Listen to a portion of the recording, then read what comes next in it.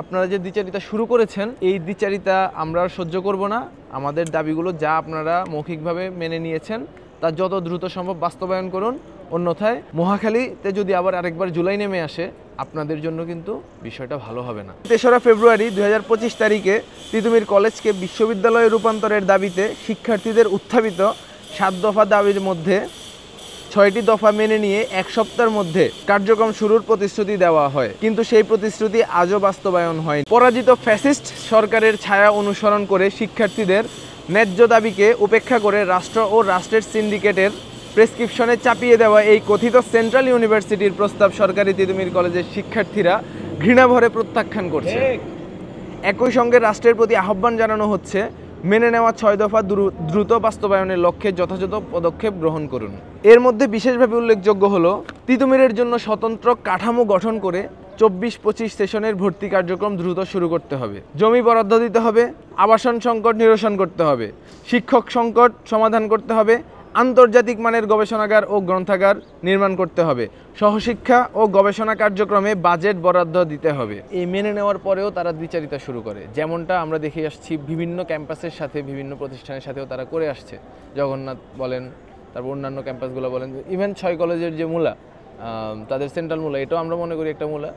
সরকার এখানে খেলছে এই জায়গাটাকে ব্যবহার করে, অর্থাৎ আমাদের এই আন্দোলনগুলোকে ব্যবহার করে শিক্ষার্থীদেরকে ক্যাম্পাসের মুখোমুখি ক্যাম্পাসকে করে সরকার চেষ্টা করছে ক্ষমতায় দীর্ঘদিন টিকে থাকার। তো আমরা এটা বুঝতে পারি, কিন্তু আমরা সরকারকে কড়াভাবে বলতে চাই, আপনারা যে দ্বিচারিতা শুরু করেছেন এই দ্বিচারিতা আমরা আর সহ্য করব না।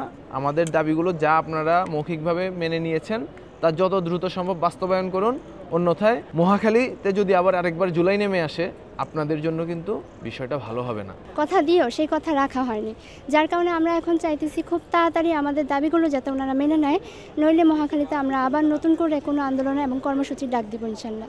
তাই সরকারের কাছে অনুরোধ যাতে তারা আমাদের দাবিগুলো মেনে নেয়।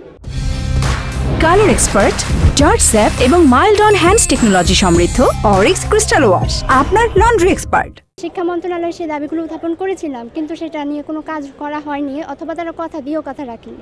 যেমন ওনারা আমাদের ৬ দফা দাবির বাস্তবায়নের কথা দিয়েছিলেন, কিন্তু সেই রকম কোনো কার্যক্রম আমরা দেখিনি, যার কারণে আমরা আমাদের কর্মসূচিগুলো কন্টিনিউ রাখছি। আমার ডিপার্টমেন্টের কোনো টিচার কেউ বলতে পারে না যে আমার পরীক্ষা কবে, আমার রেজাল্ট কবে, আমি কেন কম মার্কস পেয়েছি, কিছুই সে বলতে পারে না। বুঝতে পারছেন? এখানে একটা ধোঁয়াশার মধ্যে ছিল, কোনো দায়িত্ব যথাযথ কর্তৃপক্ষ ছিল না। এখন যেটা হচ্ছে সেটাও সেই অবস্থানই হচ্ছে। আমরা চাচ্ছি স্থায়ী সমাধান। তিতুমীরকে যদি আপনি স্বতন্ত্রীকরণ করেন, এবং সেটা করলে আমরা যে দাবিটা করেছিলাম সেই দাবির প্রেক্ষিতে আমাদের যৌক্তিকতা ছিল, সেই যৌক্তিকতা আমরা লিখিত আকারে মন্ত্রণালয়কে দিয়েছি। মন্ত্রণালয় অথবা রাষ্ট্রপক্ষের সেই নৈতিক সাহস নাই আমাদেরকে চ্যালেঞ্জ করার। যদি তারা সাহস থাকতো তাহলে একটি শিশুসুলভ উদাহরণ দিতে পারতো না। আপনার কি মনে হয় একটা দেশের মন্ত্রণালয় সেখান থেকে একটা ডকুমেন্ট হারিয়ে যাবে, তাহলে সেই মন্ত্রণালয় রাখার দরকারটা কি? এই যে সরকার, ডক্টর ইউনূস স্যারের যে সরকার আছে, অন্তর্বর্তী সরকার, সেই সরকারকে ক্ষমতায় বসানোর জন্য আমাদের বড় ভাই শহীদ মামুন ভাইকে জীবন দিতে হয়েছে।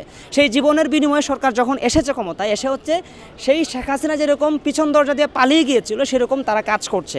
তারা একটি কমিটি করেছে, সেই কমিটির প্রতিবেদন না করে একটি প্রহসনমূলক সিদ্ধান্ত এই শিক্ষার্থীদের উপর চাপিয়ে দিতে চাচ্ছে।